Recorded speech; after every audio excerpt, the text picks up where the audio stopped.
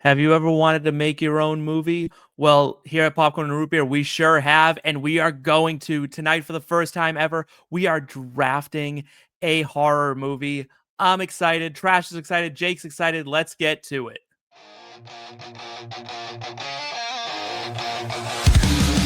Grab your popcorn, dim the lights. It's movie time, we're taking flight.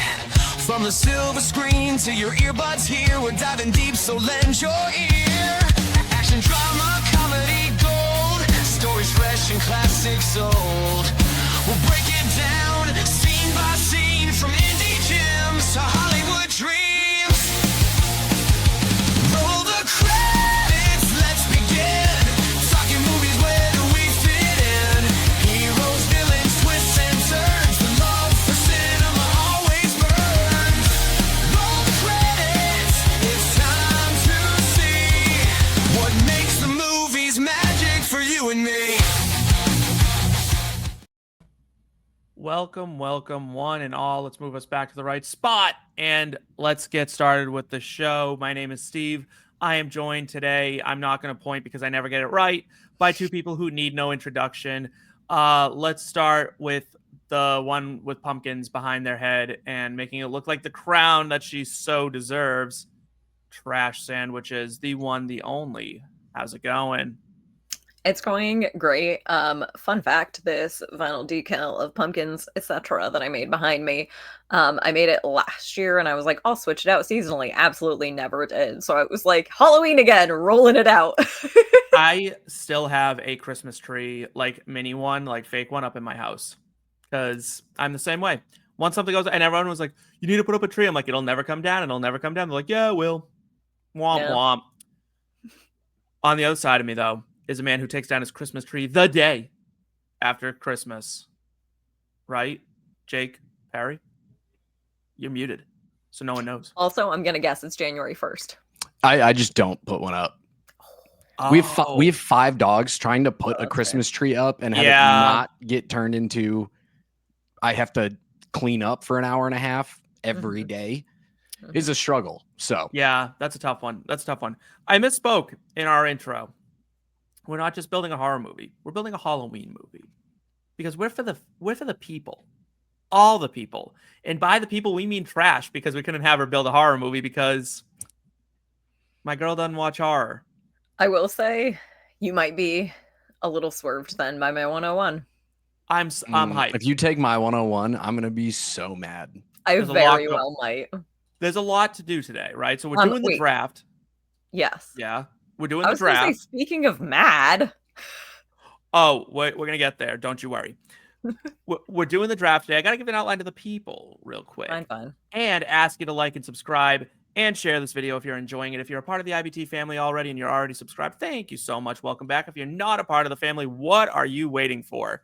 Where else can you get content as stupid as this? You can't. We are doing the draft today. We're also going to do Mount Rushmore of our favorite Halloween movies. I got to tell you, and we're going to have the boss man join us for that one. Seth's coming in with what I think might be the worst list of all time. So it's pretty bad. And he has one banger, and then it just falls apart. In the wise words of Dwayne "The Rock" Johnson, that one time, it's the biggest piece of dog shit. That's literally it, and it's so bad. Bangers. But none. It's horrible. I do need to ask you guys. This is a movie show. We do watch movies and TV here. We love to talk about it. What are you watching? Mine actually kind of fits in the theme of spooky season a little bit. It's a Netflix original show called Wayward. Oh, that was mine. Oh, shit. Yeah, it's so good. So we just finished that last night, which is perfect because we've also been behind on Dancing with the Stars and Love is Blind. So, but we started Wayward and we're like, we're not finishing this. So we're going to finish this. I need to finish it. I'm not done yet. The ending. Give me the overview because I haven't seen it. I don't know it. So essentially it is based in a small town, probably in not Vermont. Far from trash, I was going to say. I don't think it's a real town for what it's worth. So no Tall worries Pines. there, trash. In Vermont, what's it called? Tall Pines. No. That's what I thought. But essentially, this town is very weird. The main character and his wife, Mae Martin, is the writer, director, producer, and main character. Plays the main character, who's a police officer. Move up there. His wife is expecting a child, and they just get a constant unnerving side of like, this town is weird. Can't really figure out why and what's going on. And then you get a secondary plot of 2 Canadian teenagers, one of which gets sent to a school in Tall Pines. And you learn a lot about the school. It's pretty fucked up. It's amazing. It's a really good show. Good. Too spooky for me? No. Okay. It's not like that kind of horror-esque show. Yeah. It's like, it's very psychological. It sounds kind of like Wednesday, which incidentally was also fictional school in Vermont, in an actual Vermont town that looked nothing like, or was nothing like, the way that. I would say it's less reliant on horror than Wednesday. Yes. Yeah. More of the mystery. Yeah. Definitely a mystery show. Nice. So that I'll probably enjoy even more. Definitely constantly like getting you to ask the question of like, all right, am I the crazy one? Are they the crazy ones? Oh, we're all the crazy ones. Nope, just kidding. It's me. Nope, it's that. It's constantly playing with your mind back and forth as much as it is the characters in the show. Okay. So, Trash, I said, what are you watching? But the better question might be, what have you been listening to? Yeah, for what it's worth, what I've been watching is a really delayed, I've been watching the Popstar Academy docuseries on Netflix about Cat's Eye, and I'm like, my entire social feeds are all now Cat's Eye, and I'm not mad about it. They are now starting to be overtaken, however, by The Life of a Showgirl, Taylor Swift 12. Bet that hit for me in nice little, like, both announced this year and dropped. Do you like it? What? Do you like it? I love it. I actually just finished writing my review, like right before we were getting on to record. And by the time this is out, I suspect that will be out. And if so, then I will be linking it here. It's definitely splitting the internet right now. I have not listened to it. Yeah, it is. The album definitely gives like, I'm rich, I'm happy, I'm having a good time. If you have a problem with that, go fuck yourself.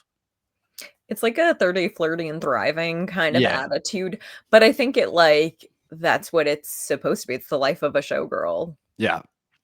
As a concept album of playing off the name of the title, it does a phenomenal job. There's some really, really great songs on there too. I'm a big fan. There's some bangers. Like there's like 2 kind of sort of skips in my opinion. Otherwise, absolute, like, I love it. Okay, I'm gonna have to give it a listen. I just haven't had time. I've just been. You should at minimum listen to Actually Romantic. Yeah, that's pretty funny. It's supposedly about a certain somebody who I believe is an option to draft. If I'm not mistaken, they are. Yes. Also somebody else who also Kim Kardashian. There's some Kim Kardashian lore in there too. As there always about a lot of haters, but anyway. Yeah, we won't spoil the draft pick though. Yeah, let's not spoil any picks yet, but let's talk real quick about movies, because this is a movie show and we all watch quite a bit of movies. They may be different in genre, but we all know what we're looking for in a good movie. What do you guys think is like the key to a good movie? I think it depends on the genre, because I want different things out of different movies, but I'd say in general, like, get my attention early, keep me intrigued throughout. Even if you have some lulls, like if there's lulls in, say it's an action movie and there's a lull in the action, like don't do a lull in the action just to not make it be action the whole time. Like develop the story even through the slow parts, and then give me a finish that either satisfies me in the ending of it or prepares me for more if it's like a planned sequel type thing. Okay, let me ask you guys this. Trash, I want your answer first. What is the least important of these 3? The plot, the acting, or the director? Okay, so my answer is that I want it to draw me in. Like, whatever that means. I want the story to draw me in, the characters, the plot. Like, I want it to immerse me into that world. Okay. So with that in mind, the director is the least important. I think that the plot and the actors, like, the plot needs to be there and the actors need to bring it for life. But I mean, I don't really care too much about directors. I'm like not. I'm a like not a movie Yeah, snob. I I'm just agree. a person who watches a lot of stuff. There's so few directors that exist where I'm like, I have to see their movies. Like, so few. I know everybody's got theirs. Like, you know, you've got your Tarantino fanatics, you've got your Scorsese fanatics. All of them have movies that I don't like. Like, there's so few where it's like Jordan Peele's probably the only one that comes to mind for me where it's like a Jordan Peele movie's coming out, I'm seeing it. And that's like, and he's only released like 3 or 4 of them at this point, so it's not like there's a ton. Yeah, so he'll hit a point for me too where it's like, okay, I actually really don't enjoy this movie that much. So for me, director is by far it's like I'd put 30 other things between actor and director. All right. Well, that answers that. So it is time then for us to put our money where our mouths are. We are going to build a Halloween movie. Each of us, there's a pool to pick from. We are going to draft live. These are not predetermined picks, so we are having to react if someone steals our genre right here in front of all of you. It's very embarrassing if it happens.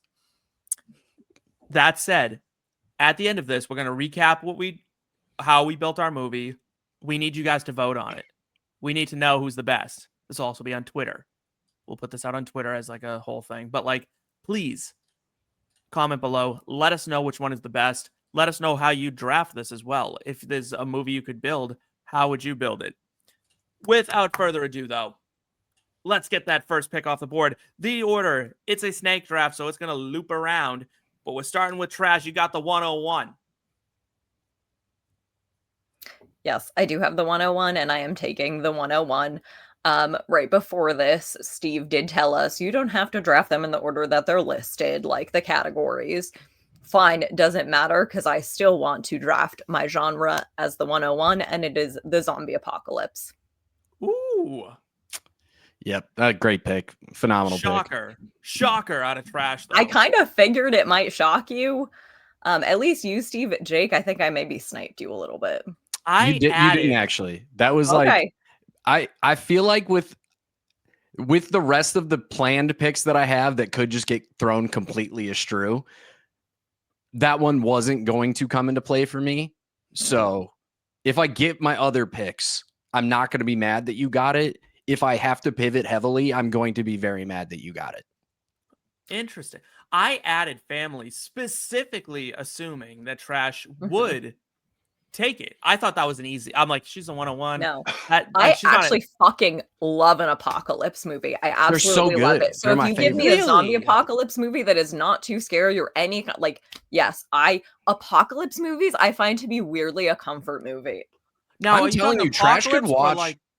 Trash could watch the 28 Days Years series. It's truly not that scary. I wasn't told that there was eye stuff in one of them that is. Yeah. Anyway. Very, very briefly. Yeah, maybe. You could close your eyes at that part. All right. Trash, you took the zombies. I took the zombies. Jake. Yep. You got the pick.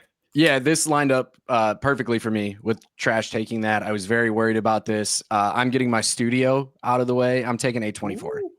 Oh, he takes the A24. You gotta love an A24 movie. Gotta love an A24 movie. Like, truthfully, even the movies that they release that aren't as good are still better than 95% of the movies that are coming out right now. Yeah, they swing for their script readers are incredible, right? Because they're seeing this coming and they're like, this is going to be something. Yeah, and I mean, half of them on paper, like if one of us got that script in front of us and it was our job to make it into a movie, half the shit we'd be like, nope, not a movie. I don't get it. Yeah. And then you watch it and you're like, what am I watching? So A24, I don't know if you guys know this or not, but for the people at home, interesting fact about A24, they really rose to prominence during the strike because there is a rule that you can circumvent the strike if you meet the demands of the strike. Yep. So they brought in writers, directors, actors, all that stuff and said, yeah, we'll pay you what you want. And no one else was doing it. So they were pumping out movies, building goodwill. And that's why you see all these directors and actors really loyal to A24. Yeah. I think it was a smart move. And I think it was a great first round pick. It's a great. It is a pretty good pick. It is a great first round pick. I was getting worried when I was not aware that we could skip around. I was like, there's no way there's no way I'm getting it. And then when you said we can just pick from any of the categories, I was like, done, easy, picked, over. Yeah, that is a really, really good first pick. I am also going to go into the genre category, the subgenre category for mine.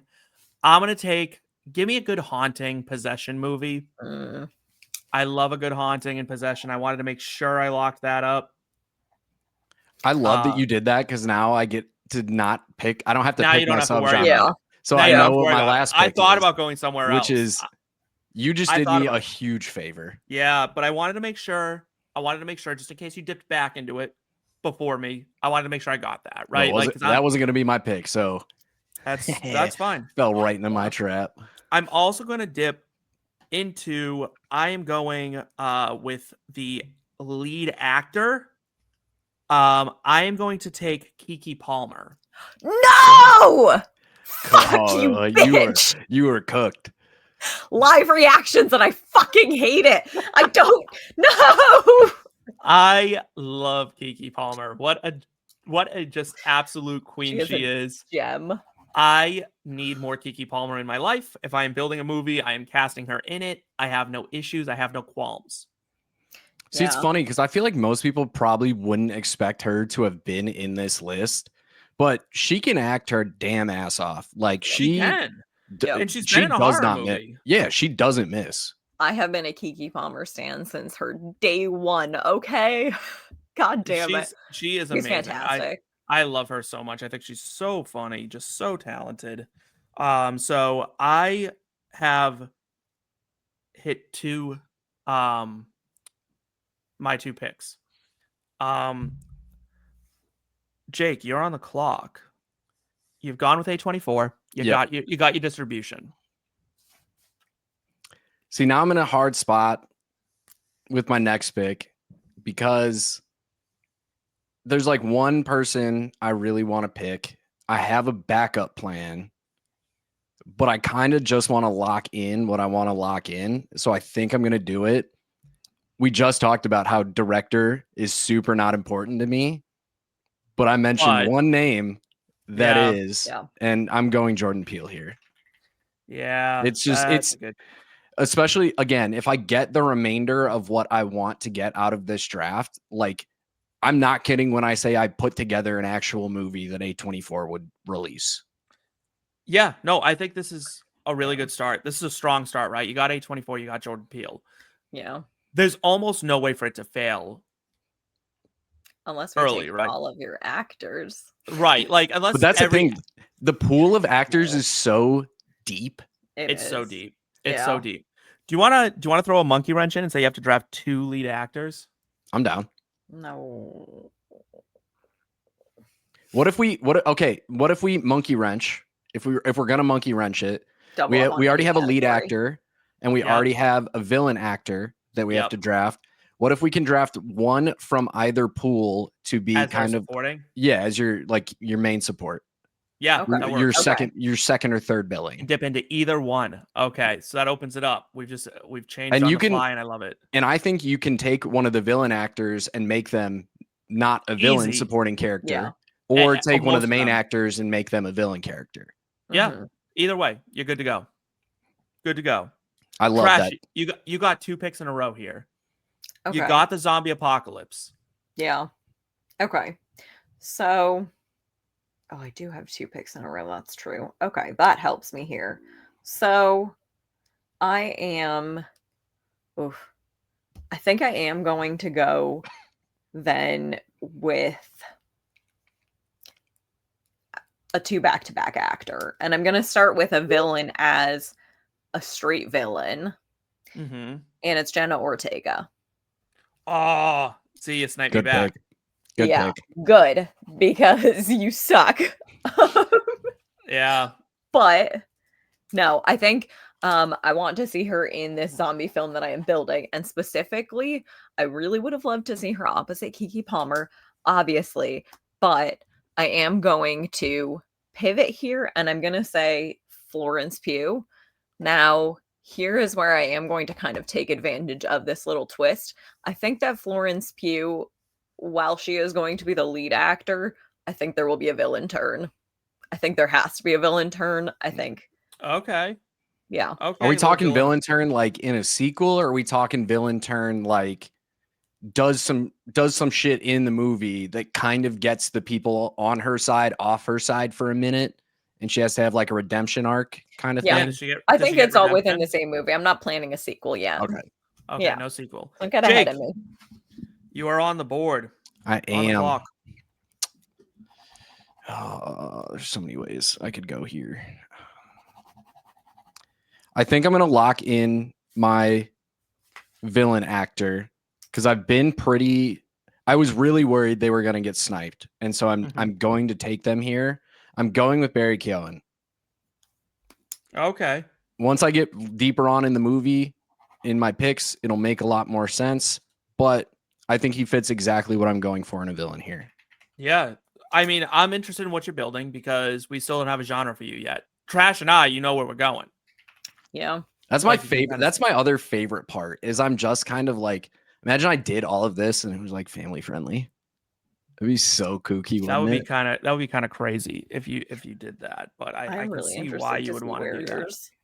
Goes though.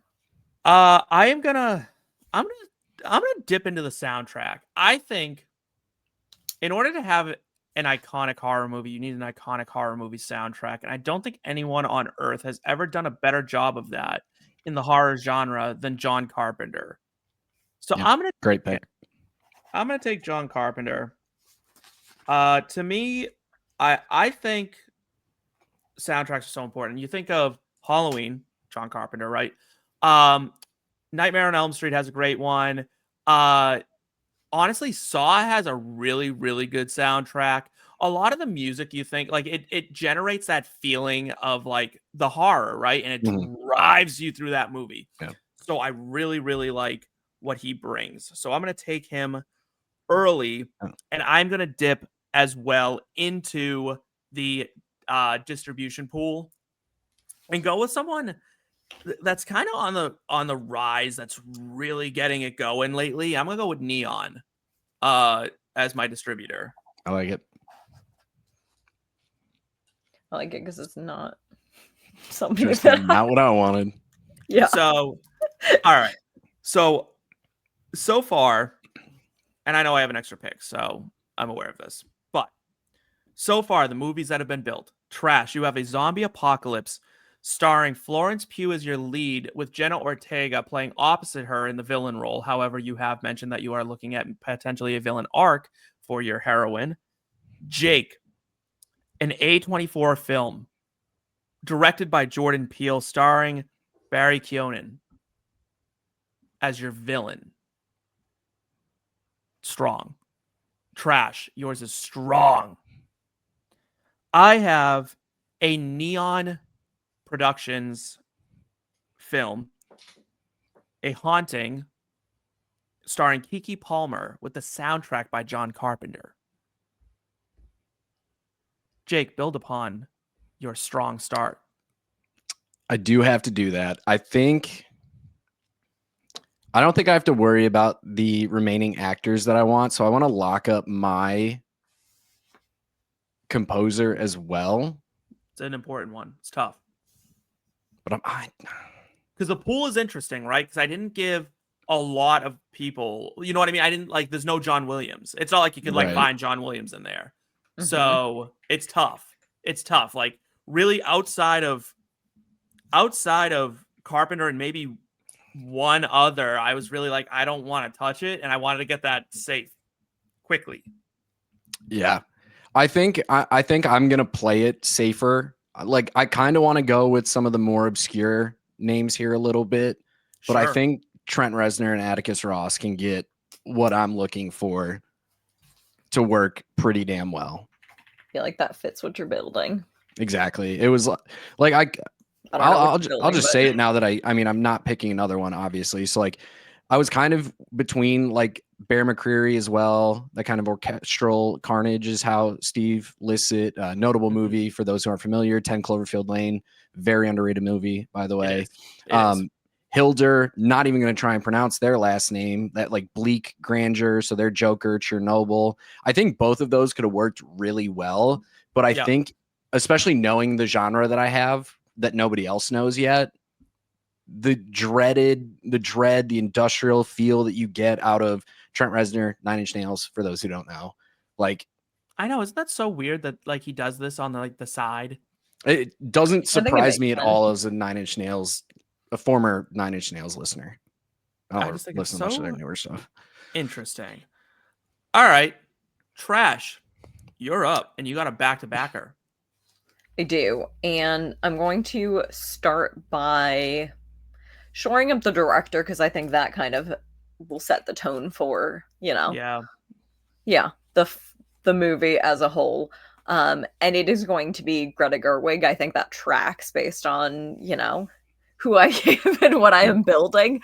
But also I am just imagining like a zombie apocalypse movie by Greta Gerwig starring Florence Pugh and Jenna Ortega. And I'm like, I would watch the fuck out of that movie. So yeah, I mean, we've seen what Greta Gerwig can do when she's given any talent at all on screen, right? Like, just an absolute banger, right? So, Trash really.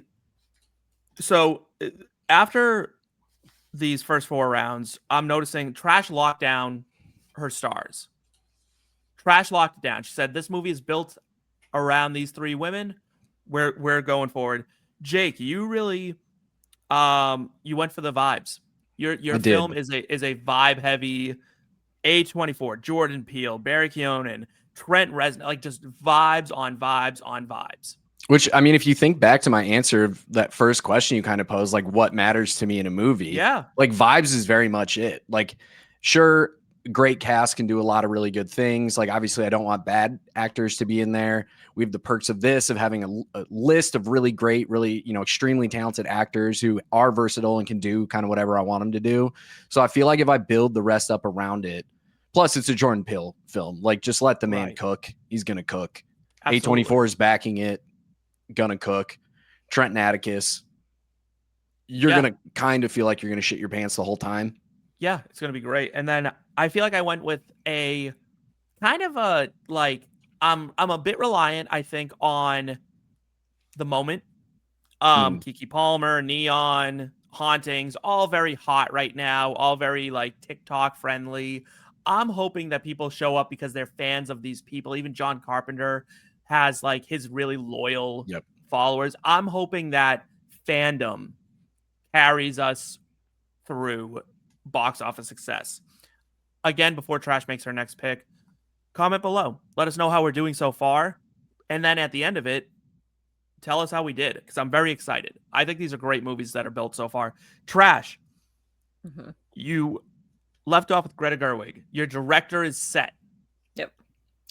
So as you said, 3 strong women. I'm making it a 4th because obviously we have to add in that actor. And I mentioned there will be a villain turn from Florence Pugh, which means that we need a non-villain lead actor. And I think you'll probably think this is obvious based on where this list is.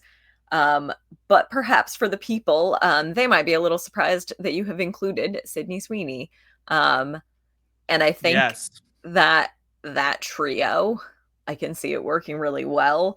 In particular, like, it's kind of like a Florence Pugh, Sydney Sweeney are friends. Florence Pugh turns evil, defects to the Jenna Ortega side. You can see what I'm building. Yeah. And I think with Greta Gerwig there, like this, again, this is a banger of a movie. Please, it is. Greta Gerwig, make this movie, make it happen. I'm just thinking too, even Greta Gerwig's like, even in like Barbie, you get so in your feels and you feel like the world is ending in a way for some of the characters in the movie. Like, sneaky, phenomenal pick. Oh, yeah. I think it's fantastic. It's the world building. It is. I mean, it's going to be very immersive. I don't know. I also feel very comfortable now that I've locked up all of my acting crew because y'all have two between you. So you're duking that out in your final picks here. That's yeah, fine. because I still have I to don't pick. think Steve is even thinking in the slightest of my actor picks. So I feel Maybe very not. comfortable in it. I'm coming up on one, but Jake, you are next. I am. So I'm gonna snag my lead actor here, going off of that. Even though I'm not really worried about you taking them, just because from what I remember of our conversations, you're not the biggest fan of them. But again, think it kind of fits my build so well here. I'm going Pedro Pascal as my lead actor. I do like Pedro Pascal. I thought when you said I'm not a big fan of them, I thought you were going Timothée. I thought so I too. thought about it. If we were picking 4 actors, he would have found his way into it. But okay, I'm pretty confident. Once you get my remaining picks, the story starts to build itself before your eyes. That's a really good one. I really like that. I got 2 picks coming up. And I'm gonna get my villain. I'm gonna go villain here. I want to lock this down. And on this list, there's some great names, and I'll read I'll let everyone know like kind of the pool as we're going through. But I think this person might be the best actor on the list, and that's saying something considering everyone we have. For my villain, give me Tilda Swinton. I had a feeling you were going there. I love Tilda Swinton. Yeah, I love Tilda Swinton. Tilda Swinton was the most Steve Lawson name on this entire Google Doc. That was absolutely. I mean, if I was building a different genre of movie, she absolutely would come into contention. Mm-hmm.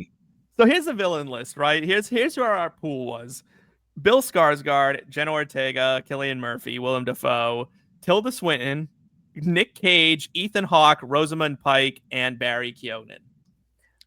See, I'm surprised. I was surprised you put Ethan Hawke in the villain actor side of things, but then I remember back to the Take 2 episode we did of Sinister, where we were like, "This is the worst father ever." He really and was. I was like, "All right, it makes sense." Well, like that man is the villain of that movie. That man is 100% the villain of that movie. He was such a bad dad. All right, and I'm gonna make my natural next being pick. causing kids to kill their parents. Not the bad guy. Not Ethan the Hawke, bad guy. The guy who kept his family in the house without telling them what the hell was going on in there is the bad guy. Okay, I'm not gonna follow quite in the footsteps of Trash. I do have 2 very strong female actors, but I want a little bit of support, and I need a guy that can get killed off and really sell it. And I want it to hurt. So I'm gonna hurt my girlies, my gays, and my theys by killing off Jacob Elordi. Also, the second most Steve Lawson name on the list. He served his purpose. He's my supporting guy. He'll probably get killed off. It feels right. I don't have like a crazy love for Jacob Elordi overall. I think he does really well with what he's given. Mm-hmm. He's never bad. I just haven't seen him in anything that I'm like, oh, you stole the show. And I think that's really what you want in a supporting actor. Yeah, for sure. Is that they will they bring it. They keep the floor high, right? So for like we're fantasy football people, the floor is high with Jacob Elordi, right? He doesn't have that 40-point ceiling on him, but he doesn't have that 2-point game in him either, right? He's like a solid 10 to 20 point guy. He's your Brian Robinson. He's your Brian Robinson. Steady running back 2, unsexy pick. Yeah, like Keenan Allen, guys like that, right? Like it's not sexy, but it gets done. You watch your mouth about Keenan Allen. It gets done. I like it. Jake, you're on the clock. Yep. So I'm just gonna lock up my actor here, my final actor, because it's just my genre after that, and I can wait. Mm-hmm. My supporting actress, Anya Taylor-Joy. That's a great anybody pick. Who's ever heard me talk about an Anya Taylor-Joy movie. I love Anya Taylor-Joy. Can't miss. And again, she's never missed. Fits the story that I'm building so well here. Specifically, I'll just say it. She plays Pedro Pascal's daughter. Okay. Yeah. So you can kind of start world building there before you even know what I'm picking from there. That's a good one. I like that. Trash. we're coming up on the end here. I think this is your second to last pick. Yeah, these are your last two picks. So this is my second to last pick. So as I said earlier, I don't think this, or I guess I said director isn't that important. I also don't think studio is that important, so I'm saving that for last. And you guys have already picked that. That being said, you have also already picked the composers, and I don't think you would have gone there anyway. So I will use the name that we teased earlier in the show as a draft pick to come. It's Charli XCX. Charli. I think we're doing like a hyper pop zombie, a little like I love hints this of the psycho undertone. I love but like this. yeah, I think it works very well with everything else that I have built. You're like almost going live action zombie version of K-pop Demon Hunters. You know what it feels like she's kind of what you're going with. What was that? I have yet to see that, but I like from what I know of it. Yeah. Yeah. Okay. You know what Trash is kind of building is Army of the Dead. Right, but like without all the shit. Right, like it's like that Dave Bautista movie, but like made well. Well, see, this is what I'm saying, where like I love a good zombie apocalypse, like end of the world. That Charli kind of was movie. absolutely the right. That was great. That was absolutely the right pick. Thank you. Yeah, it had your last pick, Trash. So who's producing this? So I don't think it has a super big influence on, like, there's certain ones that I think could do this justice, a few that I think could do it justice. I'm going with Amazon MGM for two reasons. One, as you say here, studio budget, like you're getting big money. You need a huge one. You need a big one. Amazon MGM gets you the benefit, I would think, of both streaming on Amazon Prime and MGM like studio or cinematic release. So I think you do that two-prong. You are like really getting it out there for full distribution. It's going big, and I think it, I think you need we're gonna hear about it on every Thursday night football game.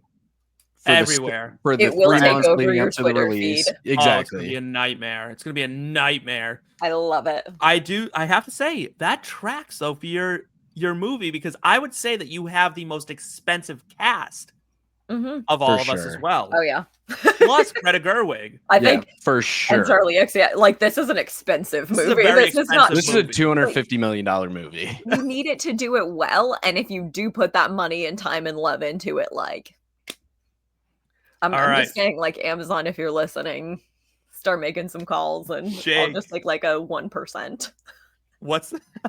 Jake, what's the last pick?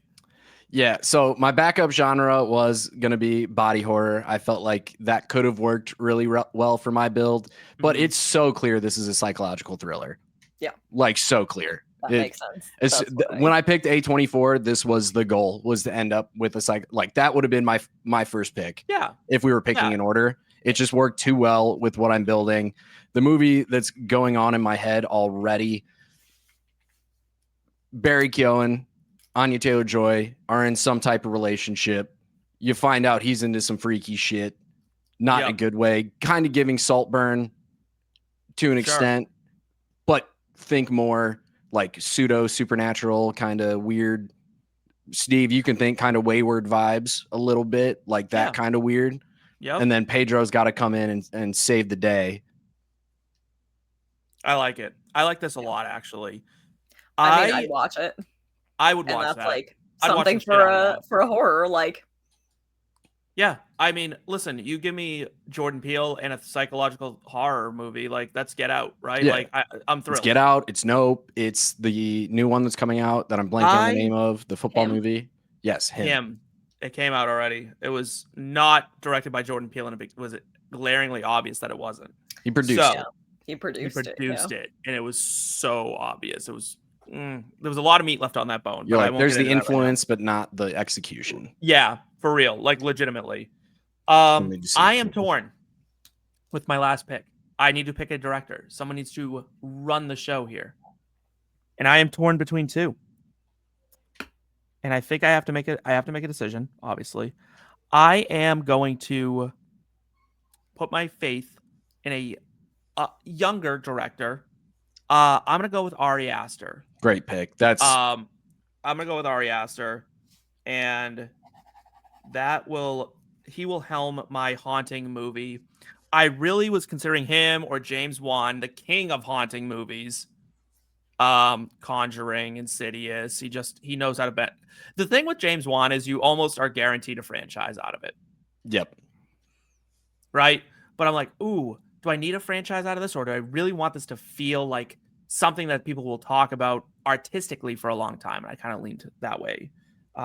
Hence why Tilda Swinton was chosen, right? I'm like, ooh, that leans more toward this artfulness. So here's the breakdown in the comments. Give out a grade, and we're gonna see how this goes. Ready?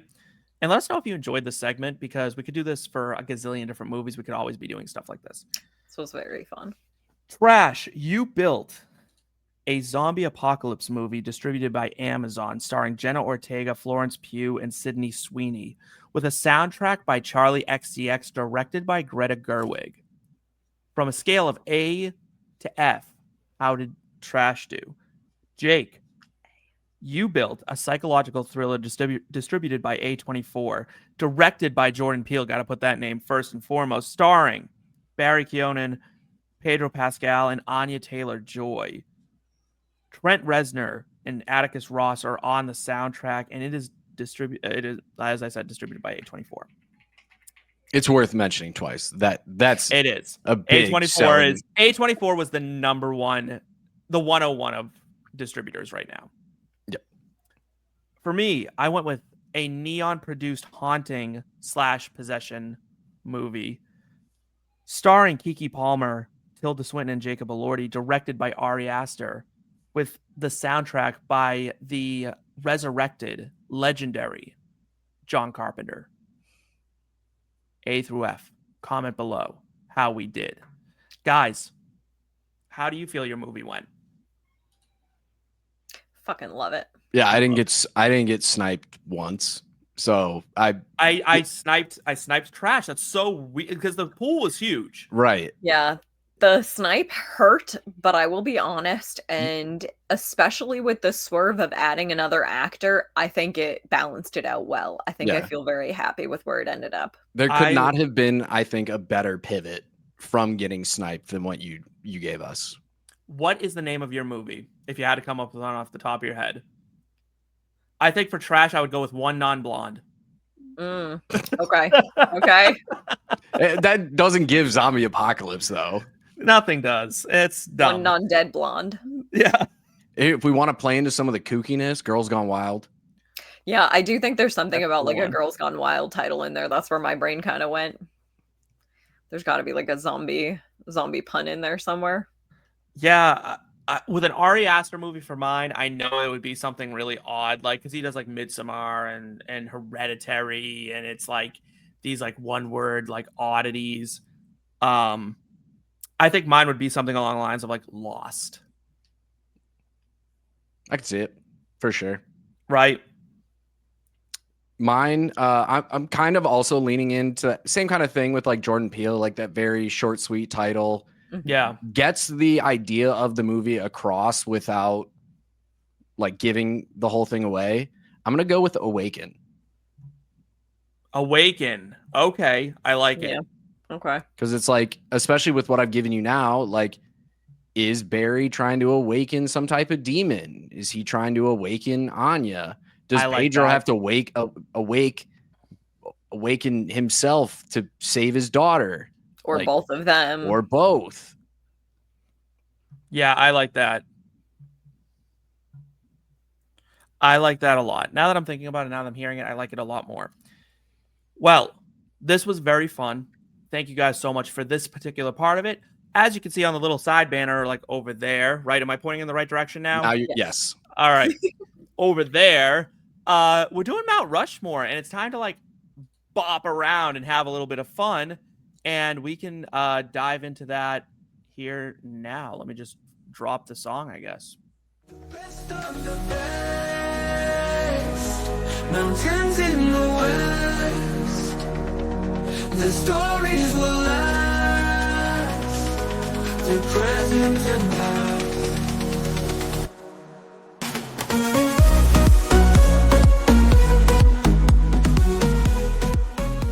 All All right, it is time for some Mount Rushmore, and your eyes do not deceive you. The boss man has joined us for this one. And Seth, I'm going to be honest with you, man. And I say this with all the respect in the world, but I dogged the shit out of your picks already. I did as well. Yeah, this is not good. This is not good. This is a travesty to Mount Rushmore, but you're here and you cut the check, so you get to do whatever you want. I will say, in defense of his picks, I do think there's a lot of people out there that will agree with Seth, and he needed to come on and be the voice of the other people.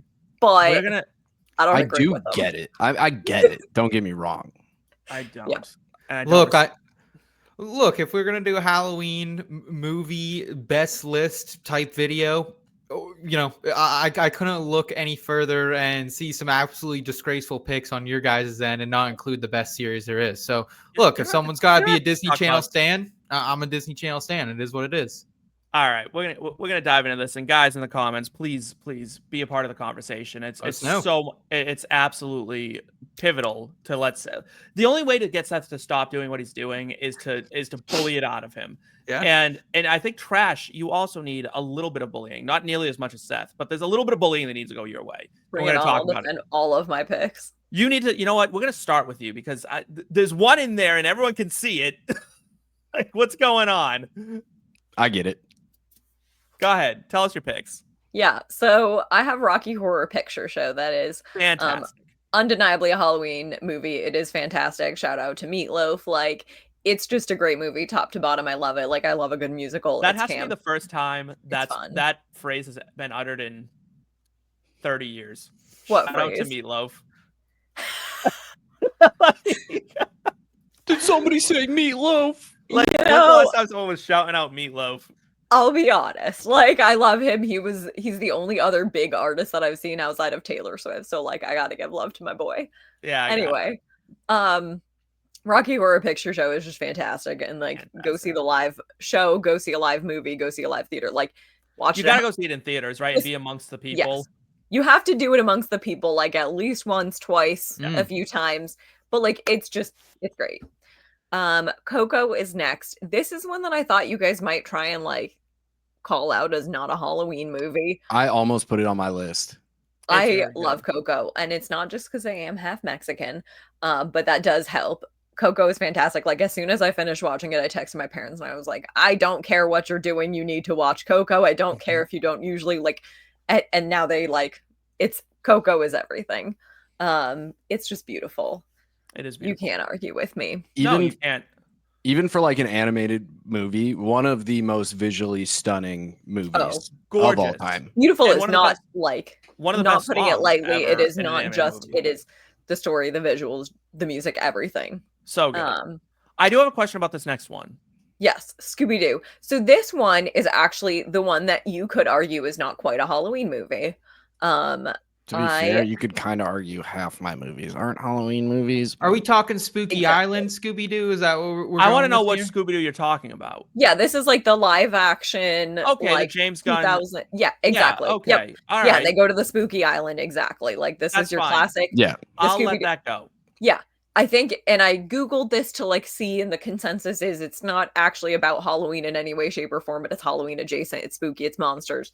I got a little Scooby-Doo with me. Like, I love Scooby-Doo, and I've talked about it before. I'm not shy about that. So I think this one, like, it's a great movie. This is not the one that I have an issue with. Your next one is one I have a big issue with. A Cinderella Story. And this is the one that I'm like, objectively, this is the most Halloween of them. The pivotal event is the Halloween Masquerade Ball, and I will keep repeating that until you agree with me. No, like, because it's the same argument of why Die Hard is not a Christmas movie. Just because it happens at Christmas doesn't mean it's a Christmas movie. Kind of makes it kind of. Well, then, if you don't make the exact same argument about one of my movies, then we have an issue. Yours, no, I could make the argument of why yours is you toyed with it. You toyed with it. You toyed with the line a bit. What about the like Nightmare at Christmas that everybody? That's a Halloween movie or a Christmas. First off, like, it's Nightmare Before Christmas. Yeah. Okay. I tried watching it last year. Finally, I fell asleep. It's not. And also, Die Hard. Everything. Die Hard's a Christmas movie. A Cinderella Story is a Halloween movie. A Thank Cinderella you. story There will is be no not a Halloween arguments. movie, but No, Halloween is a key plot point, though, because that's why it's a Halloween masquerade ball, and the dressing up for the masquerade is a key plot point. Without that, he would have just recognized her instantly, although arguably he should have recognized her anyway, because it's not that good of a disguise. Right. But it's the Halloween disguise that makes the whole movie happen. Yeah. No, this is a Halloween movie. End of comment below. Comment Please. below. Tell Steve that he's wrong in the We're comments. putting out a poll. We're putting out a poll. It's just on like Die Twitter. Hard. The whole film does not work without that key plot point of it being on Halloween, of it being on Christmas. This could have been a masquerade. Do not ball judge prom. this as a Halloween movie based on the Die Hard argument. They're two separate arguments. This could have been a masquerade ball at prom. This did not have that. Halloween had nothing to do with this. Can we just have everything to do with why are the sisters dressed as cats? It's like not actually just a masquerade ball. It's like the Halloween. The sisters are. Why is what's her face the evil stepmother? I mean, this is not like. Can we all just come to acknowledge a not nice stepmother? Go ahead, Seth. I just would like to say, like, it is kind of a banger of a cast if we are like ranking Halloween movies by cast. I mean, this has got to be up there. You got Jennifer Coolidge, you got Chad Michael Murray, Hilary Duff. Like you are kind of pulling out an all-time stop here, Trash. And like, honestly, shout out to your picks in general, because I don't think Scooby-Doo Spooky Island gets enough love. I mean, also talk about a good cast you're rolling out there too. You have not only Sarah Michelle Gellar, hot, I mean, that was when she was in her hot, like Buffy the Vampire Slayer going on, and then you also had like Isla Fisher coming off that. You guys just did the Wedding Crasher stuff, so we shouted out. Yeah, it was actually right before Wedding Crashers, if I'm not mistaken. That was our first American movie. Was Scooby-Doo. Which go watch our Wedding Crashers episode. Yeah, watch that too. I'll link it here. Speaking of that episode, there was a little Easter egg I threw in that episode. There's an Easter egg in this episode too. Go find it. Send me a screenshot on Twitter. I'll figure out a prize if you find it. We won't tell you what it is. I do think Trash had a very strong list. I'll go next with mine. I'm just gonna read through them, and you guys can tell me where I'm right or wrong. I got Hocus Pocus, I got The Conjuring, Scream, and then Sleepy Hollow. Anyone who hasn't seen Sleepy Hollow, I advise you to go watch it this October. It's got Johnny Depp, it's got Christina Ricci, directed by Tim Burton. A cast, it's kind of top to bottom cast that you're like, wow, like half the Harry Potter cast is in it for some weird reason. So interestingly, my boyfriend was looking at these lists before, and he said, "Is Sleepy Hollow actually a Halloween movie?" Is anything Tim Burton? If it has Tim Burton's name attached to it, yes. The Conjuring is definitely not a Halloween movie. If we're gonna, it's a horror movie. Horror doesn't automatically make it Halloween. I had to make it Halloween in general because you were in the show. Like, sorry.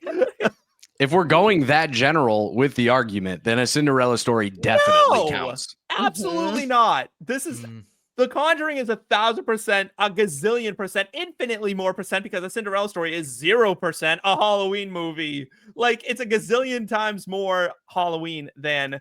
How about I'll let your pick slide if you let my pick slide? My picks don't need to be let slid. Neither do mine. Yes, they do.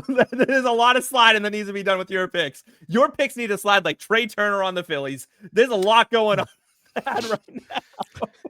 I will say, Steve, in your defense of your picks, at least you have like the OG best overall Halloween. Not best overall, of course, because that would be my pick for the best overall Halloween. Well, movie. apparently but you have. Apparently, it is because it's the only one that's repeated. Yeah, I mean, it's sensational. Started watching it again last night. Again, I watched it again last night on a plane. I watched it on a plane ride out here. Yeah, I mean, it's one of those things. Again, I didn't watch it as a kid because I couldn't get past like the first couple minutes. Pretty dark situation. Seth's already talking, so we're gonna let him do his list next. So yeah, but I think in general, Hocus Pocus is an absolute banger. The sisters are great. The little musical. Can we talk about the music? Great. Like Bette Midler's song in that movie, absolute banger. Like banger. Put that on the radio. I will say it is a good cast. I do not like it because I too, like Seth, only saw it for the first time like 2 years ago because I don't like the spookies, and it wasn't even that spooky. Oh, wait a minute! Seth did not see it for the first time 2 years ago. For the first time, he wasn't being a little bitch about it, and he sat down and watched it because he was afraid. Because it is a very dark movie for a children's movie, especially for a Disney. The opening scene of that, man. I mean, really a little girl gets stolen from her bed. Brother goes trying to be the hero. He gets turned into a cat. I mean, it's obvious. Yeah, I mean, and honestly, like if we're shooting it straight here and keeping it 100, like I do think the cat Binks is the best character of Hocus Pocus, right? I will give No. you that. I do No. love a good. Bette cat. Midler. The is movie itself is Winifred terrible. Is the Binks best. is great. Winifred Okay. Sanderson is the best character. Fair. That is well. I don't All know. right, Seth. All right, Binks. so we're in agreement right now about Hocus Pocus, and that's where our agreement Yeah, absolutely hits a brick wall. Yeah, so I'm going to take you back to late 90s, 1998 to be specific, the year I was put on this earth up until 2006. We had an absolute run over on the Disney Channel. If you were a kid during that time, you couldn't escape it. It was Halloween Town. So I'm putting Halloween Town as my top movie here for the Halloween Town Halloween rankings. And look, I mean, not only do you have a star-studded cast here, you got Debbie Reynolds, you got like the OG mom figure in all these Disney movies, Judith Hogue, but you also have Kimberly J. Brown. And this woman, if you guys aren't familiar with her and her YouTube channel, TikTok, everything she got going on, like this is her like personality. She absolutely is only famous, I think, for the Halloween Town movies. She crushes them.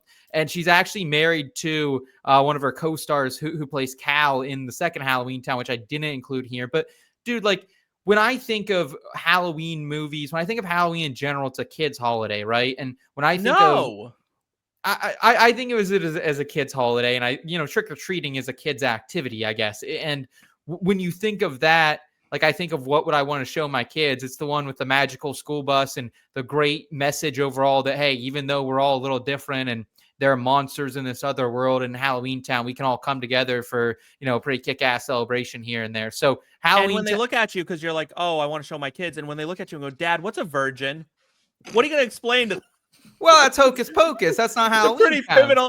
I know, but it's a pretty pivotal part of Hocus Pocus. Yeah. So we'll cross that bridge. But Halloween Town High, also a banger. You have Lucas Gabriel, who is of course made famous from the High School Musical series. He comes into that one. They bring all the monsters to Earth and like this dimension, I guess, and it's a banger. And then even Return to Halloween Town, guys. Like, hear me out on this. They replace the star of the first three movies, Kimberly J. Brown, but they do a Sarah Paxton, like pretty good swap if you're going to. Yeah, if you're going to swap it out, it's pretty good. And like, honestly, the special effects in the first movie, not great. The second movie, it's a little slow for me. But like by the fourth movie, the set and like, I mean, they shoot this at a Harry Potter looking set. Like it is great. I don't know. I felt like they were always kind of cheesy because, like, you were right. The movies were inescapable on Disney Channel.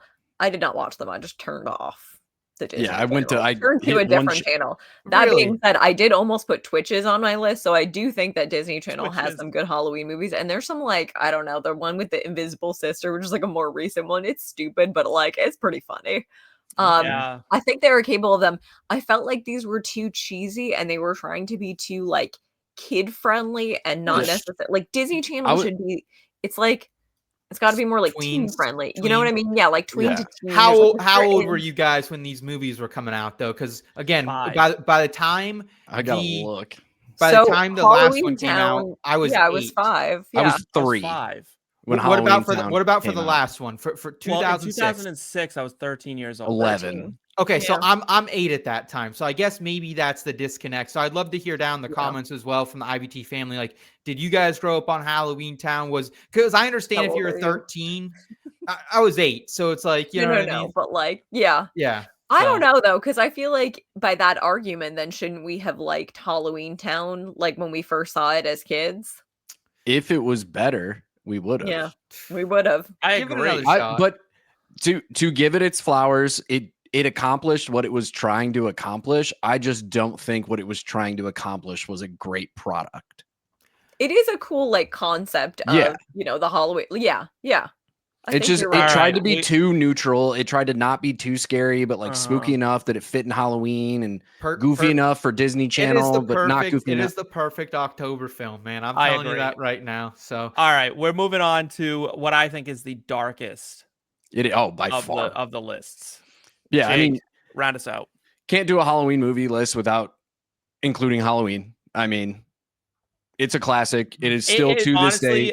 I was waffling between that and a few of them on my list as well. Yeah, like by far one of the. I mean, it's still one. It's one of the few slashers of the era that is still like very rewatchable today. Do I care about like half of the movies that have come out since the first one? No, most of them are bad. This one's great. House of a Thousand Corpses, campy. Love it. Gives you that campy horror vibe. Set in a haunted house. What's not really introduced us to Rob Zombie as a director too. Yeah, I mean it was this and Hills Have Eyes was his other one. No. Was this? Yeah. Or was it? Right? Regardless. Yeah, I forget what the other one was, but yeah. Said, hey, this guy's one of the greatest rock guitarists of all time. Oh shit, he can direct movies too. We gotta pay attention. Yeah, The Witch. This is one of my stretching a little bit. It's not Halloween related per se, but what's a Halloween without witches? I'm just saying. Also, Robert Eggers, you can always fit it into that genre. Yeah, that's an easy one. One of the, in my opinion, one of the most underrated horror movies of the last decade. You know why? Can we talk about this for a second? You know why I think it's underrated? Because I went into this movie expecting something entirely different. It was marketed as truly terrifying. Yep. But it's dark. It's not. It's dark. It's unsettling. It's creepy. It sends dread. But what it wasn't was in your face terrifying. And that's what it was so marketed around. I walked out disappointed. I rewatched it like a year or two ago. Fantastic. Yep. Yeah. I think people just had inaccurate expectations of what you were going to get, but a phenomenal movie. And then lastly, Donnie Darko. Again, my kind of, if Cinderella Story is stretching it, Donnie Darko is definitely stretching it. But again, like, I mean, I was an emo kid growing up. This was like the emo kid anthem movie forever. Yeah. Like we just got called Donnie Darko all the time because we had black hair and skinny jeans. I don't know. But yeah, like this has to be on the list for me as well. This is a classic. This is my Halloween Town. This is what I was watching when I was like 8 years old, which kind of explains my entire personality. Young Jake Gyllenhaal. He's still hot. I'll die on that hill. He is still hot. No one will argue that. No one should argue that. Yeah. Seth, actually, while I have you here, I want you to judge these three movies, and we're going to do it blind, okay? Because we did our draft. I want to know who you think has the best draft. All right? We're doing it blind. Well, just sit tight and answer the question. Okay. An A24 psychological thriller directed by Jordan Peele, starring Barry Keoghan, Pedro Pascal, and Anya Taylor-Joy, with Trent Reznor on the soundtrack. That is your first option. Your second option is a Neon-produced production directed by Ari Aster. It is a haunting starring Keke Palmer, Tilda Swinton, and Jacob Elordi, with soundtrack with the soundtrack by John Carpenter, who did Halloween. Or a Amazon original movie in partnership with MGM. It's a zombie apocalypse directed by Greta Gerwig, starring Jenna Ortega, Florence Pugh, and Sydney Sweeney, with music by Charli XCX. That first cast was pretty banging, so probably that first one. I'll go with that. Jakey. Although you almost got me the Sydney Sweeney at the end. I can't say it. Last. I can't say it. Yeah. Seth, great. Seth, just because you said that, I love Halloween Town. They are great. Give it films. a shot. Give it a shot. Everybody should watch them. If you bump me up to number one, I'll say nice things about Halloween Town or Hocus Pocus, actually. Speaking of Hocus Pocus, our next episode, we'll go into another rewatch, people, and we're doing Hocus Pocus. Can I get these two skeptics, these two cynics, to love the movie that I grew up with? Hope so. Can I convince them of the magic that is Hocus Pocus? Can I get them to light a black flame candle? We will find out on the next episode, but it's that sad point in the show where we have to say goodbye to everybody. We had so much fun with you all. We hope you had fun with us. We did. If you're new to the channel, like, subscribe, share, leave a comment below. Tell us how great we did. If you thought we did a terrible job, like, subscribe, share, and tell us how bad we did. And you can come back every week and tell us every day. The drafts and the Mount Rushmores. Tell us who won the drafts. Tell us whose Mount Rushmore is best. What's your Mount Rushmore? I'm excited to find out. For Find myself, the Easter egg. find the Easter egg for Jake. For myself, for Jake, for Trash, and for the boss man, Seth. That's a wrap on Popcorn and Root Beer this week. Take care, and we'll see you next time. Later.